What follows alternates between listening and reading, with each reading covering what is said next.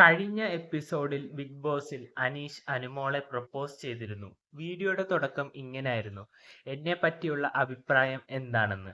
അനുമോൾ നല്ലൊരു പോസിറ്റീവായ അഭിപ്രായമാണ് പറഞ്ഞത്. ആദ്യമൊന്നും തന്നെ അത്രയ്ക്ക് ഇഷ്ടമല്ലായിരുന്നു, ഇപ്പോൾ അനീഷ് നല്ല അടിപൊളിയാണ് എന്നൊക്കെ പറഞ്ഞു. അപ്പോൾ അനീഷ് തന്റെ ഉള്ളിലെ ആഗ്രഹം പുറത്തു പറഞ്ഞു: അനുമോളെ കെട്ടാൻ താല്പര്യമുണ്ട്.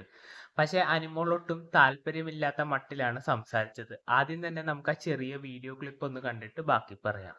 എന്നെ കുറിച്ചുള്ള അഭിപ്രായം എന്താ അനുമോളുടെ? അനീഷേട്ടാ ഇപ്പൊ കുറെ മാറി, സ്വഭാവത്തിൽ ഒരുപാട് മാറ്റം ഉണ്ടായി.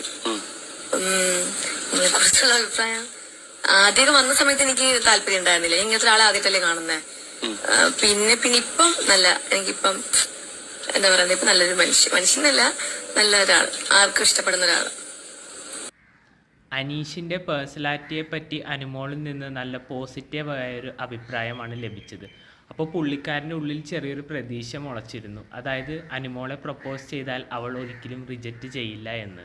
പക്ഷേ അതിന് വിപരീതമായാണ് നടന്നത്. ബാക്കി കാണാം. ശരിക്കും അങ്ങനെയാണെങ്കിൽ നമുക്ക് വിവാഹം കഴിച്ചാലോ? അമ്മേ, അയ്യോ, തമാശ പറഞ്ഞതാണോ? ചേട്ടാ അങ്ങനെ സംസാരിച്ചു എനിക്ക് വയ്യ. ഇത് അയ്യോ, മൈക്കിട്ടിട്ടുണ്ട്, ക്യാമറ അയച്ചു വരെ നോക്കിക്കൊണ്ടിരിക്കും. ചേട്ടാ ഇത് പ്രാങ്ക് ചെയ്തതാണോ? അനുമോളെ പ്രപ്പോസ് ചെയ്തപ്പോൾ അനുമോൾ വിചാരിച്ചത് തമാശയ്ക്ക് പറഞ്ഞതാണ്, ബിഗ് ബോസ് പറഞ്ഞിട്ട് പ്രാങ്ക് ചെയ്തതാണെന്ന് വരെ പറഞ്ഞു. പക്ഷേ അനീഷ് ഒന്നും തിരിച്ച് മറുപടി പറയുന്നില്ല. താൻ ചോദിച്ചതിൻ്റെ കാര്യത്തിനോടുള്ള നിലപാടാണ് അനുമോളോട് ചോദിച്ചത്. പക്ഷേ അനുമോൾ ആകെ പമ്മി നാണം കുണുങ്ങി നിൽക്കുന്ന ഒരവസ്ഥയാണ് ഉള്ളത്.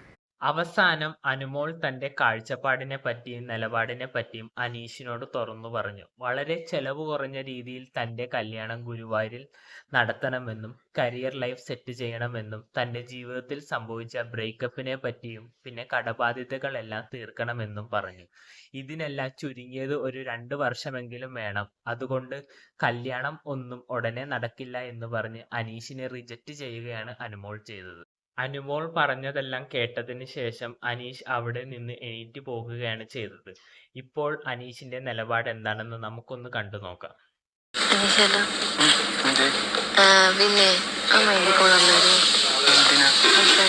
എനിക്ക് സംസാരിക്കണമെന്നില്ല. എനിക്ക് സംസാരിക്കണമെന്നില്ല.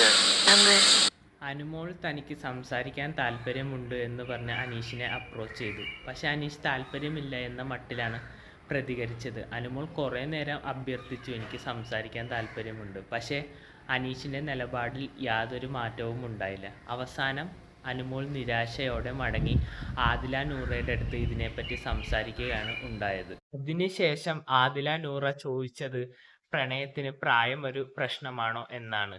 കൂടാതെ എല്ലാവരും ചെയ്യുന്നത് പോലെയുള്ള സ്ഥിരം ക്രിഞ്ച് ഡയലോഗ് നീയും അടിച്ചോ എന്ന് ചോദിച്ചു. അതായത് ചേട്ടന് എന്നിലും നല്ലൊരു പെൺകുട്ടിയെ കിട്ടും. നിങ്ങൾക്ക് അനീഷിന് അനുമോളോട് തോന്നിയ പ്രണയത്തെ പറ്റി എന്ത് തോന്നുന്നു എന്ന് കമന്റിലൂടെ ഒന്ന് രേഖപ്പെടുത്തുക. പുതിയൊരു വീഡിയോയിൽ കാണുന്നവരെ ബൈ ബൈ.